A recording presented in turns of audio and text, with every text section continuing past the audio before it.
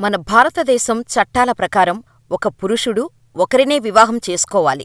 కొన్ని పరిస్థితుల్లో భార్య అంగీకారంతో మరొక వివాహం కూడా చేసుకునే వెసులుబాటు కల్పించారు కానీ అది కొన్ని సందర్భాల్లో మాత్రమే.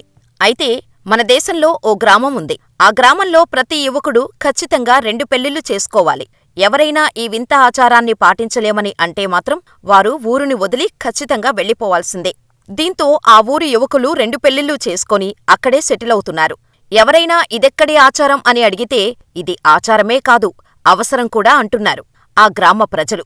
మరి ఆ వింత గ్రామం ఎక్కడ ఉంది? ఇద్దరినీ పెళ్లి చేసుకోవడం వెనుక ఉన్న రహస్యమేమిటో తెలిస్తే ఆశ్చర్యపోతారు. రాజస్థాన్లోని బార్మర్ జిల్లాలో ఉన్న రామ్దేయో కీ బస్తీ అనే గ్రామంలో ఈ ఆచారం ఉంది.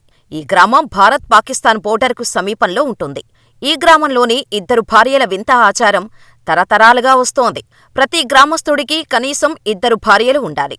ఈ ఆచారం తమకు నచ్చలేదంటే ఆ ఊరి నుంచి గెంటేస్తారు. ఆ ఆచారాన్ని ఆ ఊరి గ్రామస్తులు తప్పనిసరిగా పాటించాల్సిందే. ఎందుకు పాటించాలి అంటే పిల్లల కోసమండి బాబూ, పిల్లల కోసం అంటారు రామ్దేయో కీ బస్తీ గ్రామం వారు. అయితే ఈ వింత ఆచారం వెనుక ఓ పెద్ద కథే ఉంది. గ్రామంలో ఓ వ్యక్తికి పిల్లలు పుట్టలేదు.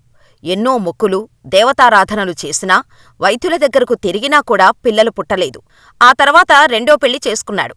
ఏడాది తిరగకముందే ఆమెకు ఓ ఆడబిడ్డ పుట్టింది. అప్పట్లో ఇలాగే చాలామందికి జరిగేదట. దీంతో ఆ గ్రామస్తులు మొదటి భార్యకు సంసారయోగం ఉండదని, 2వ భార్యతోనే అది సాధ్యమని ఫిక్స్ అయ్యారు. ఇక అప్పటినుంచి 2వ భార్య సెంటిమెంటును నమ్ముతున్నారు. ఇలా ఈ ఆచారం నేటికీ అక్కడ కొనసాగుతోంది. అయితే అక్కడి పురుషులు గర్వంగా చెప్పుకునే విషయమేంటంటే 2 భార్యలతో భర్తలు ఒకే ఇంట్లో ఉంటారు.